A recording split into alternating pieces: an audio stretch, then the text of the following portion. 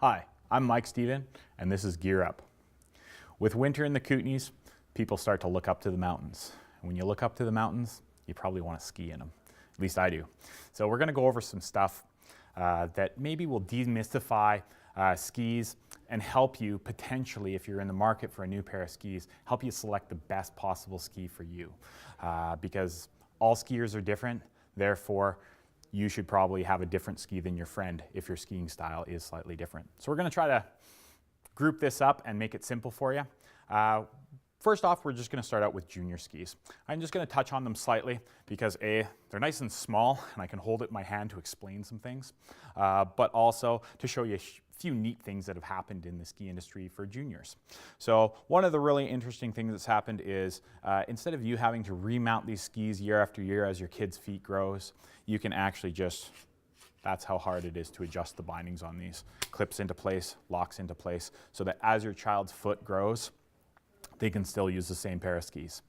If anything, one of the biggest mistakes I believe parents make with skis is trying to get their kids on too big of skis.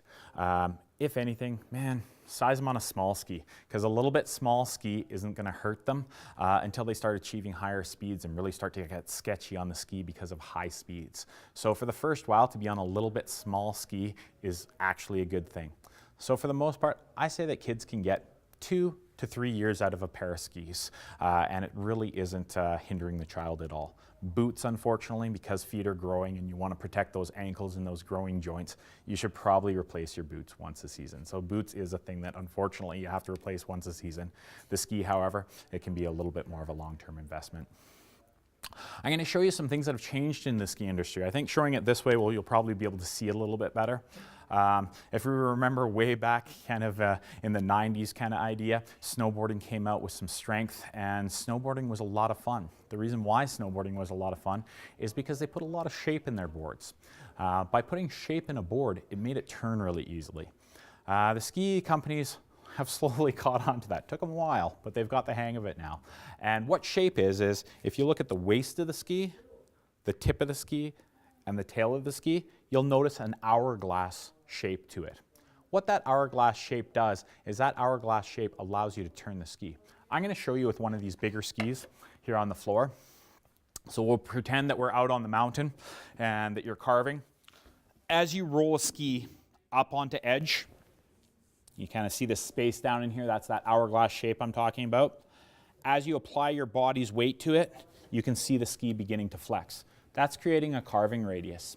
So when you add shape to a ski, it just makes the ski turn a lot easier.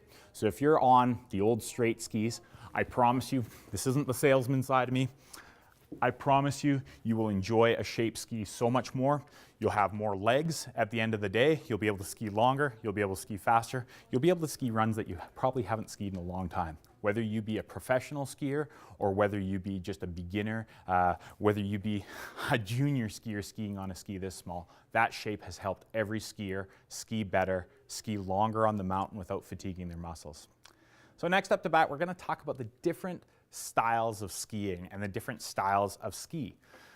So there's the type of person that says, hey, you know what, for the most part, I just want to stay on the groomed trails, meaning where the machines have packed it nice and flat. They don't want to go off-piste or into the bumpy, powdery, soft stuff. They more want to stay on the groomed snow. Usually more of a beginner to intermediate skier, or somebody that has a focus maybe on getting their ski school tickets, or a racer. Those guys are all performing on the groomed slopes. So groomed, you don't need as much surface area in the ski. So for a groomer type ski, a ski like this guy would definitely do the trick. Again, you can see that shape. I'll show it from the base so that you can really see that hourglass shape, so that as you roll that ski onto edge, just with your body weight on it, you roll it onto edge, that ski starts to come around. Back in the day, I'll explain the way a ski used to turn. A ski used to turn because they were very straight, the old skis. So a ski used to turn by you really driving forward, pressuring the tip, causing that tip to deflect enough that it created a carving arc, and that's how you carved. It was a really hard thing to do, and until you did it, you couldn't mimic that feeling over and over again to get multiple turns, nice carves. So a lot of people ended up sliding their skis versus carving their skis or turning their skis. Whereas with shape ski technology, it just allows you to roll up onto the edge of the ski. As you roll up onto the edge of the ski comes underneath you and starts to carve. If you do push harder on it, it will carve a tighter arc. If you just let the ski will run on its natural radius. So that is one of the things that you want to think about when you're buying a ski, is the radius of the ski. Radius is, if you were to put that ski up on edge like I showed you previous, put a little bit of pressure on it, it's going to create a natural arc. And it's going to be in meters usually. So to give you an idea, 13 meters is the carving radius, or in around 13 meters is the carving radius that guys do the slalom gates. I don't know if you've ever seen those guys in the Olympic whipping through gates really fast. They're slapping the ground, they're slapping them, and they're turning extremely fast. That's about a 13-meter radius. A lot of skis out there are 14, 15 in the carving family because you don't want them to be quite that fast because they can get a little bit nervous at high speed. So if you have all that shape built into a ski, when you do develop some speed and you go to put it on edge, it really catches in. So you don't want too much shape as your speed starts to increase. So for a beginner intermediate, a lot of turning radius is actually a good thing. It'll really get them the feeling of carving the ski, and they'll be able to duplicate that feeling over and over again because of the shape of the ski. As you start to progress and get faster and faster on your ski, you're going to want to take a bit of that side cut out because you want some stability when you're moving quickly. You're not going to take it all out, but you're going to take a little bit of it out. So that ski that I just showed you, more for on-groomed, more for that style of skiing. It's not that it can't handle powder, because a ski like that, believe it or not, skis very well in the powder still. It just won't ski quite as well as something with this kind of surface area. So the moment that you get this kind of surface area onto a ski, it's pretty darn amazing how the ski floats in the snow and just demands way less from you as the rider, and it does way more.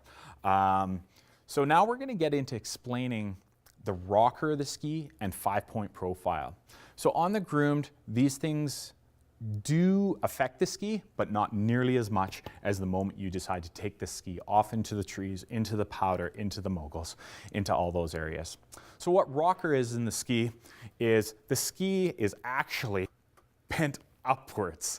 So if you look at this ski, if it was to come straight up, it would come up like this. This ski is bent upwards from about this point in the ski. What that does is it creates lift. So the moment you go into the powder, instead of you having to lean way back on your heels and be in a bad position, bad athletic stance, it allows you to stay centered on your skis. That tip raises you up out of the powder and helps you float on the top of the snow. So if you're going extremely fast, you're going to skim up onto the top, and if you're going a little bit slower, you're going to sink down, but the tip is still going to be up, giving you control, because we all know what happens when the tips dive. When the tips dive, your face is the next thing that gets to visit the snow. So a little bit of rocker in the tip has made a huge difference in these guys. What's happened in the industry, they put a ton of shape, just like this first ski that I showed you, into powder skis, and they thought, hey, what turns good on groom should turn good in powder. Not accurate. What ended up happening is they put a ton of shape into it. Again, we talk about that ski, when you roll it up on edge, it bites into the snow and wants to carve. When you do that in powder, the tip dives. So they had to figure out something to counteract that. We talked about rocker. That's one thing that counteracts tip dive. The other thing that they've come out with a little bit newer in the ski industry, and is definitely right across the range of skis, is taking the widest point of the ski and moving it way back to here. If you look at your skis at home, chances are the widest point is way the heck up here, sometimes way up here. Whereas the widest point of the ski is way back here. The neat thing about that is that it puts more surface area closer to your body, again causing the ski to float up a little bit nicer underneath you. With this, the very interesting thing about it is that it makes a universal ski for you. So there's a lot of people, well, I know a lot of people would look at this ski and they figure that this ski is just too wide. You know what? This is probably one of the best all-purpose skis at 99 mils in the waist. And I'll explain why. The features that I've explained work great on the groomed, but they also work great in the powder. I'll explain how they work well in the groomed. If your widest points of the ski are there and there, you're skiing a significantly shorter ski on the groomed, because this is your widest point. This is also where the rocker goes up. So this part of the ski up here isn't even touching the snow. So you take this bigger ski and you put it onto the groomed, and it's a lot shorter ski. It's a lot more playful to ski on the groomed because of that tip rocker and that 5-point profile. And where the 5-point profile comes from, I'll explain that briefly. You've got a tip measurement, widest point front measurement, waist measurement, and tail measurement. Those are the dimensions of the ski that'll let you know how it skis. If you tell me the dimensions of a ski and give me the ski profile and tell me what the ski is made out of, I can more or less tell you how it's going to ski, roughly, within a little bit. So those are the things that change how a ski skis. So we talked about this 5-point profile, making it really kind of carvy on the groom because you've got this wide point, you've got a lot of shape in this ski. Now in the powder, remember I said that lots of shape makes the tip dive? Well, you've got that rockered profile up in the tip. You've also got the widest point pushed further back to you. So that's canceling out that tip dive and allowing this ski to float. So if it sounds too good to be true, it actually isn't. This ski will ski really quite well on the groom for most people. It'll also ski really quite well in the soft stuff for most people. Again, if you want that high performance race carver, you're gonna need to go more into that ski that I first showed you. That guy is gonna carve a little bit better on the groomed. But if you want a ski that can cover the entire mountain and do a really good job across the entire mountain, it's probably gonna be a ski like this. And the things to remember when you're out there looking for skis is, does it have 5-point profile? Is one of the questions I always check for, and does it have some rocker in this ski? So those are the two things that are going to make a wider ski like this ski incredibly well. Now the big guns. This guy is wide. This is the sick day. They call it the sick day because this is when you phone your boss and you tell him, I'm sick, and you go to the ski hill. So the sick day. This ski is, I believe, 130 mils in the waist, so quite wide. I keep referring to the waist measurement. That's how skiers can kind of get a bit of an idea of what the ski's for. Because at 130 mils up in the waist, that means this is a powder ski. This ski is designed to float in powder like nothing else. And the reason why they call this family the sick day family is because it's targeted at powder. And it's a joke among skiers, hey, I'm calling in sick, I've got the 2-foot flu or whatever you want to call it. What makes a ski like this ski so well in the powder is just sheer surface area. This ski has a ton of surface area fighting for the surface. So when you see that person blow past you in the powder and you think you're going pretty quick, chances are they're skiing on a ski that's quite a bit wider than you, and they're skimming through the top of the powder. They're not working as hard in the depth of it. They're still getting the floaty, fun, soft feeling of powder. They're just not having to fight it as much because they're riding in the top of it more than way down into it. So powder skis, in my opinion, are probably a second ski for most people. That ski that I showed you second, that's probably what I call your daily driver, the ski that you're probably going to go on pretty much any day, and whether it's no new snow on the mountain or tons of fresh snow, you're going to have a lot of fun. That day that you have to dig your car out for a few minutes, there's nothing like having one of these in your quiver to pull out and go riding the day in that. Because A, you'll have more legs. If you're like me, you work 5 days a week, so you probably you probably don't have the legs that you had back when you were skiing a lot more often. So with a wider ski like this, it'll give you legs right to the end of the day, because again, you're not fighting it, you're not working hard against the ski. Something that I want to touch on real quick is there are ladies options out there. And just to be the mean guy, I'm gonna say that lady skis for the most part are a color.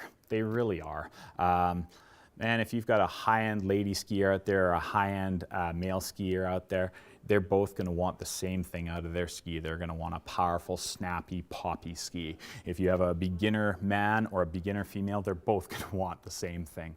Taking weight into consideration, because a lot of times guys are a little bit heavier, sometimes having a little bit more muscle mass, men weigh a little bit more. But that isn't anything to do with gender. I wouldn't say that's more just your weight. And that's really how skis are sized also. So I'll give you that little pointer. When somebody says, hey, does the ski fit me? And they try to put it up to their nose or their forehead and stuff like that. That works if you're average weight, average height. Skis care about how much weight is on them, not of how tall you are. You get like a little bodybuilder that's just absolutely solid and heavy, but only 5 foot tall. He should be skiing quite a bit longer ski because he needs that extra ski underneath him to support him on the ice. He needs that extra bit of flotation to push him up in the powder. So I think that skis are more based on weight than gender. Having said that, when you mount your ski, that's putting the bindings onto the ski, because ladies carry their weight lower on their body, it does help them to mount their skis a little bit further ahead. So a lot of times what you'll see is you'll have the men's and the ladies' skis standing side by side, and you'll see the ladies' mounting point just slightly ahead of the men's mounting point. So if you do buy a men's ski, just pop your mounting point ahead about 1 centimeter is what you're looking for. So hopefully that demystifies some of the craziness that's in the ski world, because it is tough to choose your ski because you look at a wall of skis and they look a lot the same and you don't know what is going to make a big difference for you. Hopefully that helps you a little bit. Thanks for watching. This has been another episode of Gear Up.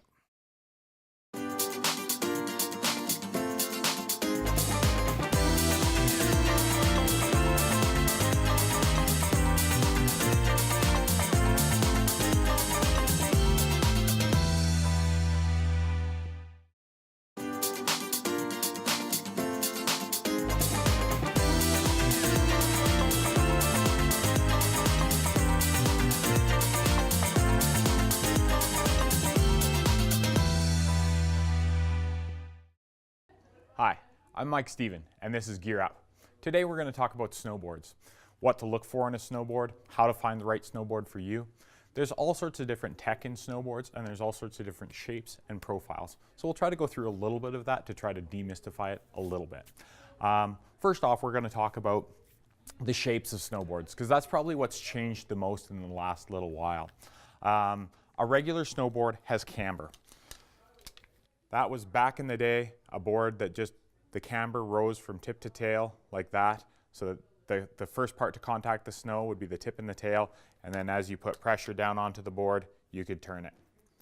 What's happened since then is anything from absolute reverse camber, that makes the board much more slippy and surfy feeling, to combinations of camber. This guy has camber underfoot with early rise tip and tail. So a little bit of rocker on the tip and the tail. There's also cambers nowadays for backcountry. So you've got a little bit of camber at the back of the board to get some pop, but you've got early rise, a lot of early rise at the tip of the board to be able to float up onto the snow. There's even, believe it or not, flat top boards. Flat top means just perfectly flat. Why you'd want those different things are for different riding styles. Something that has more camber in it, if you look at the guys on the X Games riding half pipe, they're going to ride a fairly heavily cambered board. They need that camber to be able to edge in, climb up the half pipe walls, and be able to boost off and do their tricks. As you start to go more towards the slope style guys, the guys playing on the rails, playing on the big jumps, they're starting to play with having a little bit more early rise tips, simply because they don't want the tips to catch as quickly. If they didn't come around perfectly on a trick, they don't want their tip or their tail to be hooking and sending them off course. So that's a little bit about shape of the boards. The next thing that you've got is the style of board. So a board like this is very soft, and the reason why it's soft is it's more of a freestyle twin board, something to play with, something that if you've heard the term buttering, that's when you put all the pressure up onto the tip or the tail and kind of ride the tip and tail off the end of a jump, or you can just butter out onto the flat when you're learning to butter. But a board like this is soft and flexible, so it's super playful. How they do that stuff like that is by profiling the core down thinner. This board is also, if you look at the shape of it down the edge here, you can see the way the tip and the tail are raised up so that you're not going to be catchy on the board. The board isn't going to want to catch into the snow. The board's going to be loose and playful on the snow. So that's kind of like your park style board. Next up to bat, probably the most common type of board would be something like this guy. And this guy has camber through the midsection of the board, and then early rise, tip, and a little bit flatter tail. So this is more of a directional board. This is a board that's more designed for somebody that says, hey, you know what? I go riding up on the mountain. I like to catch those lines of powder through the trees. I'm always searching for powder, but on the groomed, this board will still absolutely rail corners. It'll grip in really well. So you've got good camber underfoot, early rise tip. And I'll explain what that early rise tip does on a board like this. So I was talking about being catch free more on the freestyle boards. Whereas when you start to get more towards the free ride boards, that early rise tip is designed to rise up and create kind of like an airfoil or an airplane wing to pull the board up onto the top of the powder. That way you're not having to lean onto your back leg and get back leg burn. The board's popping up onto the powder and giving you a smooth ride on the powder. Okay. This guy right here starts to get a little bit more specific into powder. This might be a person's second board. This guy can still ride on the groomed reasonably well. There are certain powder boards that cannot, and they've got much more drastic shapes than this. But what you're going to notice is that when you look at the tip of this board, the tip is really quite wide, and the tail tapers down quite a bit. So with a board like this, what's going to happen is, in the snow immediately, you're going to pop back, and the tip's going to pop up, the tail's going to fall through, and you're going to start to pivot more off the edges of the board in the deep powder versus carve in the powder per se. So you more pivot off the right where the board is sinking through the powder you're cutting through. And they call this one the modified fish. And where the fish name came from is it turns like a fish in powder. It's just extremely quick and agile in powder. So if you do have the opportunity to have that second board, a powder stick, it would be pretty darn amazing to have a board like this.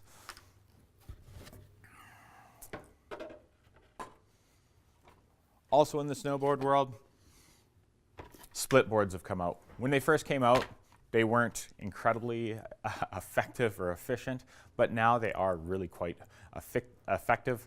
They work well, they transition well. And I'll explain what I mean by that. A board like this is designed to ski down or come down the mountain or board down the mountain. But what it's also designed to do is it splits in half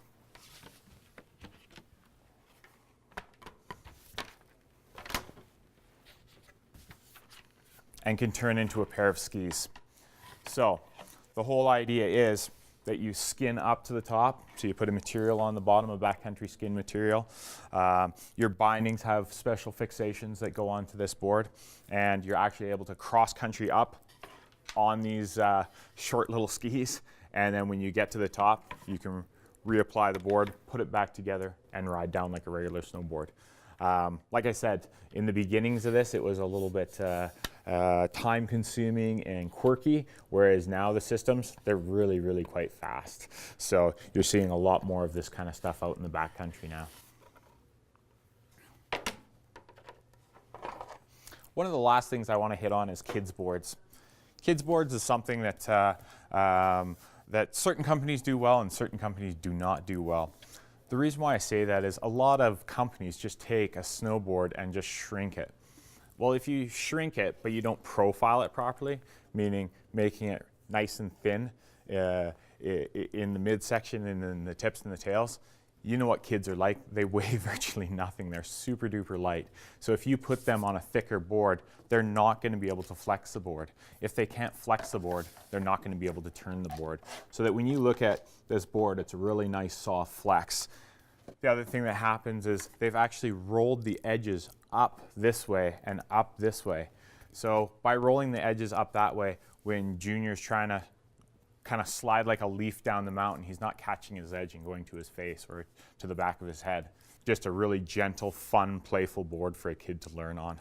They've even got, I think they call it the riglet attachment, that you can attach a rope onto, and you can tow the kid around just in the backyard just to get used to sliding and stuff like that. So kids' boards are pretty cool. Last but not least, I just want to explain about sizing of the boards. So sizing on snowboards does vary depending on what type of board you buy. So there is these general rules of like chin to nose, stuff like that. The honest truth about a snowboard is a snowboard doesn't know how tall you are. A snowboard can tell how heavy you are by the weight that's being put on it. That affects how it floats in the powder. That also affects how it carves. So you really actually want to size the board by weight. Most companies out there are putting charts on there so that you can quite easily see what length you should be riding. Your weight is on there, then it recommends a length. If you are more aggressive, you can be closer to the bottom end of that weight spectrum, meaning that you can ride a little bit bigger board. If you're a little bit less aggressive, it doesn't hurt to size down a little bit and have the board a little bit more soft and playful. But majority of boards out there should have a little cheat sheet to give you a little bit of the information about the profiles of the board, give you a little bit of information about who should be riding the board and who should be riding what length of the board. You know what, I hope this really helps you when you're going out there to select a snowboard, because you definitely want to get the right one. Thanks. This has been Mike Stephen with Gear Up.